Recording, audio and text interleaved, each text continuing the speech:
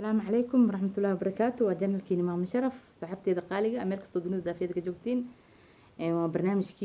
كمان وحواي قصة يابله نين ناكتي سي لغا دعي naagtii nin ayaa abeed u dhintay gabadhan nin ayaa qabay ee isguursadeen ninkeeda iyadoo la joogto baa adeerkeedoo joogo abeed oo dhintay laakiin gabadha walaalkeeda joogo walaayadeena adoo abeed dhinto walaalka joogo horta adeer walaayad ma qaban karo Soomaa markaasuu wiil kale ku meheriyay gabadhii oo yiri gabadhaas aan kugu meheriyay walaayadeedana anaa lay dhiibay marka waa kaasa wiil kale too ku daray kanaana qabo gabadhii waxay sameysay iyadoo joogto la soo waday aliir adeerka uu ka dar soo soco qol meesha inta geestinka u diyaarsaday adeerka uu ka daray war maalinta amiyad ilaahay aqoonina ay qabo xaasan ahay war waxa sida u dhaada xasta adeerkaas oo igu ka darani adeerkaaba igu ka meheriyay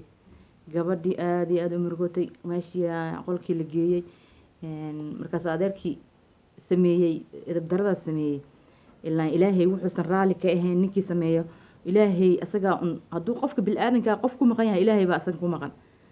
gabadhii socradeed waa ay ka dhimatay wiilkii ku xigay gabadhii xabada kaga dhacday bareelis soo noqday odagii nin waalan oo noqday asagii wax waalan camal oo noqday sababtoo xaqdar uu sameeyay laba qof isqabto inta guur beena uu sameeyay oo ku daray gabadhii nin kaleeto gabadhii ninkii kaleeto guriga markii loo geeyay ninkii kaleeto soo baxay waa soo weerareen labadii dagaal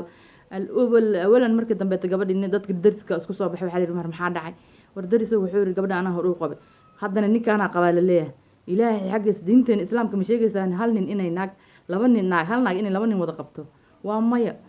aniga wuxuu adeerka adeer kugu dar anaa ka hore waa kana deen iyo waraaqihii oo kansado wuxuu waa kana gabadha anaa qabo xaaskeygeeda inay guri ii joogtaa markaas ninkii adeerkan dhibaatada ku dhacday xaq darada sameeyay marka walaaleyga qaaliga in yaani diinteen islaamka lagu xadgudbo waa qalad hadii lagu xadgudbana kii ku xadgudbo ilaahay waa ka jaasinaya marka walaaleyga qaaliga barnaamijkan hadad ka heshay ii share garay subscribe ii saar comment ka bixi walaaleyga qaaliga waa janalkiina maam sharaf. Assalaamu calaykum waraxmatullaahi wabarakaatuh.